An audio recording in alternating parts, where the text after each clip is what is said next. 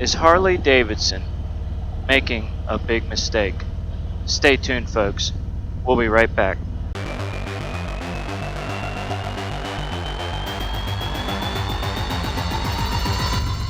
Hey guys, hope everyone is having a great day. We're talking about Harley-Davidson shutting down dealers across the US. Now we had heard that they're going to shut down approximately 150 dealers. We don't know if that 150 is accurate or not, but it's a lot. I mean, 150 dealers across the country, that's a lot of dealerships. And I know they've shut down several already, and they're shutting down the small mom and pop dealerships. And I heard that they're shutting down the dealerships that just aren't producing the numbers. And I get it. You're a business. You've got to make money, or you're not going to stay in business. I get it. But the sad thing is, these dealerships that they're shutting down is the ones that people like the most. I mean, granted, do I like going in somewhere and them having a lot of stuff, but I do. You know, I would like to be able to go in a dealership and just get what I'm after. I don't have to wait for order, come in or whatever. But we go to a fairly decent sized dealership and we still have to order stuff and wait. We went into this dealership. Now this was probably what, a couple hours from our house, and we had this one? Yeah. Well, they're actually, I shouldn't call them a dealership now because they no longer are, but it's an independent dealer, I guess is what they said. Yes. So, man, this place was awesome, and they were so friendly. And I'm telling you, I'd never heard of them or been there, but if I knew about them and they could get the bike that I wanted, that's who I would want to buy a motorcycle from. That's the type of place that I would love to have near me. It saddens me that this is going on, because these large dealerships, and I like the dealership that we go to. It's where we bought the bike. They're friendly for the most part. You're being dealt with by people that have no skin in the game, should I say. We went to this place, and these were the people that owned it, I believe, isn't that? That lady was. I think the other gentleman worked there. She talked a lot about her husband, but she talked like he had died. I don't know if he did, but the way she spoke about him. And they've written every single state in the continental U.S. The lower 48. Harley sucks for closing down these small places. They shouldn't be doing that. They should do it where, like, if you get good reviews, they should take that into consideration.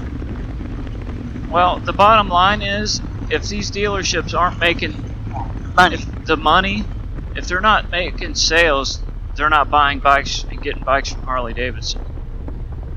And that's what Harley wants. I know things always have to change and evolve, but it's sad.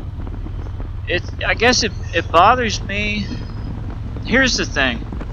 I see this over the year. I see people say, why don't they bring out, not just Harley, any manufacturer, why don't they bring out this type of a bike, or a smaller, lighter weight touring bike instead of a 900-pound touring bike? Why don't they have one that's a lighter bike for people that are getting older that still want to tour but don't feel like holding up a 900-pound bike, or don't feel like they can? Here's the thing. The people that want that aren't buying that. If these manufacturers come out with something that you feel is a great idea, if you don't spend your money on it, it's not going to be around. They're only going to keep out and keep making what people are buying. And it's the same with dealerships. If you don't go and support these dealerships, I know people say, "Oh, they're too expensive." You know what? I don't care if they're too expensive. If you do not spend your money, it's just like that place there. I mean, I didn't even know they existed until today. But the people that live around here did not support them enough. So they're gone. They're no longer a Harley dealership.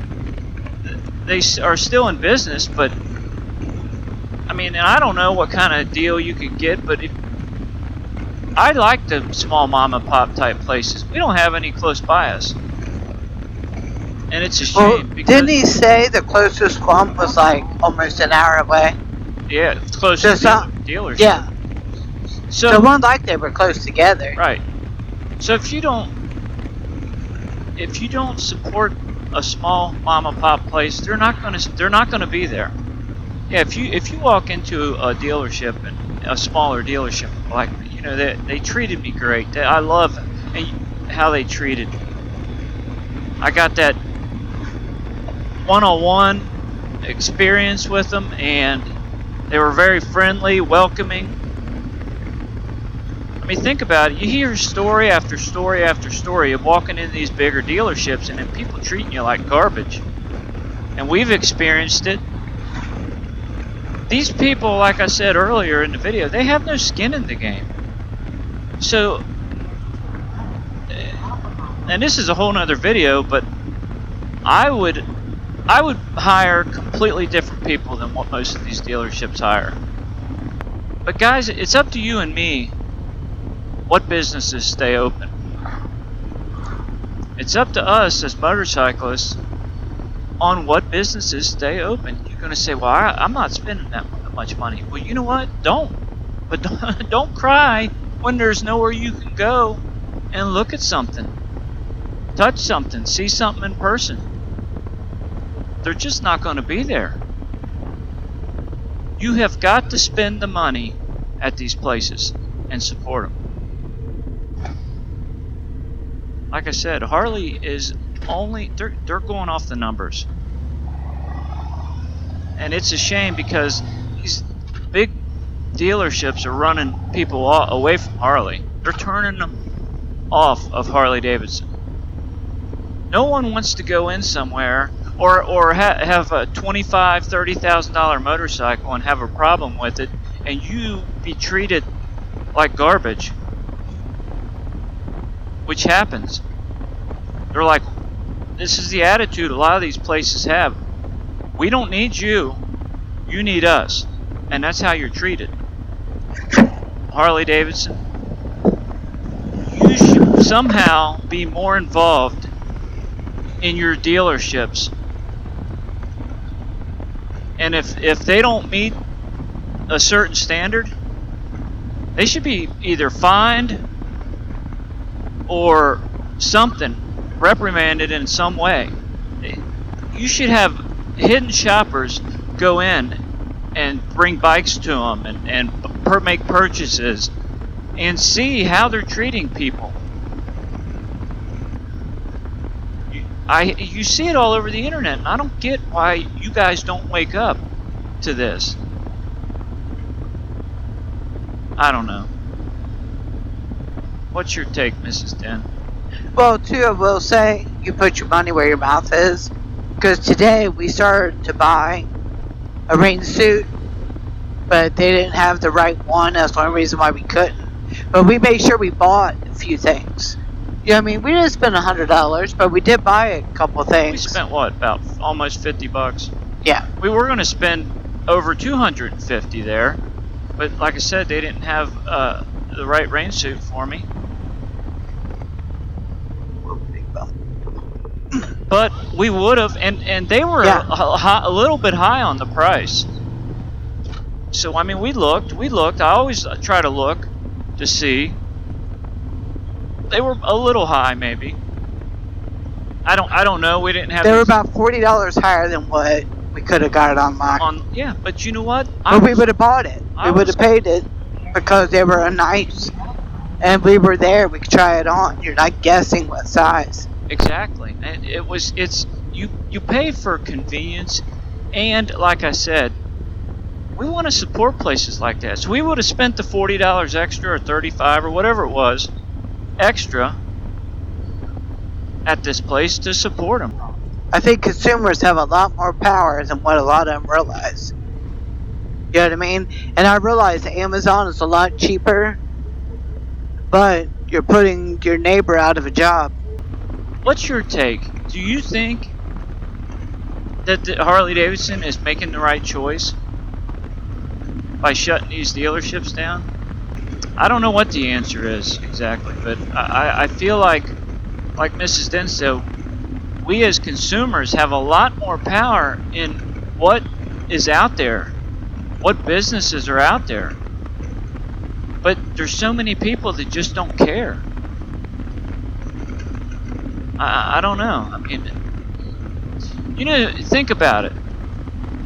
These bigger dealerships, like the one dealership that we were talking about by our house, they employ, I think it said 49 people. 49! Their payroll for the year, their annual payroll is over $2 million. It comes out to be an average of around 44,000 a person, which obviously some are going to make more and some's going to make a lot less. So 49 people. That cost has to go somewhere. Who do you think's paying for that? The consumer. You take a small dealership that might employ 10 people. They're going to have a lot more room to work with. Yeah, because they're both probably paying the same for the bike that they're getting. Unless, that's what I was going to say, unless they work at, unless the bigger dealerships get a better deal because they're buying more from Harley. I don't know. If you know, let us know, because I'm curious about that. Maybe that's what goes on. Maybe the smaller dealership can't compete. It's a shame, though, really, because like those people, they were so nice. And, man, did they have a lot of knowledge about riding. You go into these other dealerships, I don't know. A lot of them I know more than they do. They have an attitude about them. Almost everybody, not all. I mean, so there's some dealership that we go to they have some great people that work there, but a lot of them have a certain attitude about them. You know what attitude I'm talking about? That whole persona that Harley-Davidson has and the people that ride them. That attitude. Those are the people that they hire at a lot of these dealerships. It's like, really? I don't care if they ride a Harley-Davidson or not. That's the kind of person you want representing your company. I would hire somebody extremely friendly.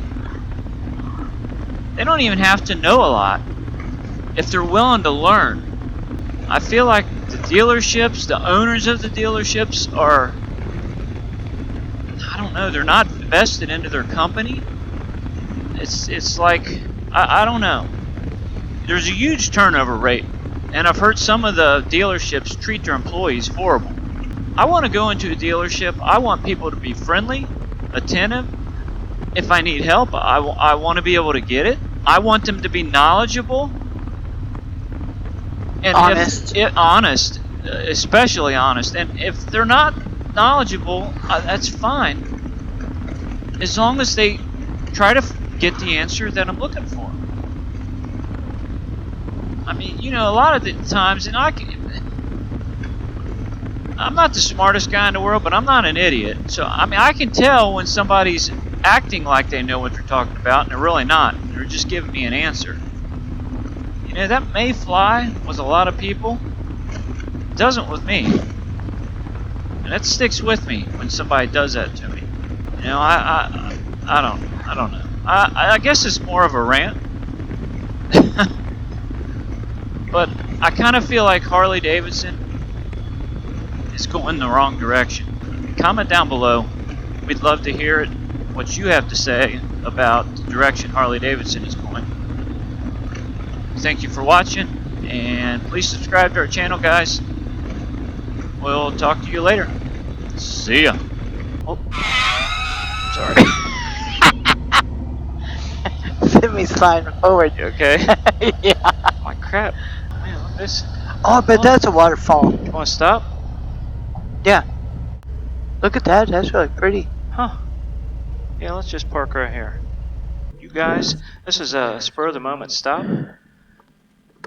And we're going to go check this waterfall out. Take my phone so we can get a picture. We have no idea where we're at. Well, we're in Indiana, we know that much, but Hey, we look weird wearing our helmets. I don't care. This'll wait. Thistleweight Falls. I dammed the water of the river to use for the farm. 1810 they came to this with their grandmother. Came to this place. Says something about they had a sawmill, I guess. Enough reading for me. I'm burned up. Oh, look, check that out. Yeah. Oh man, check that out. That is beautiful.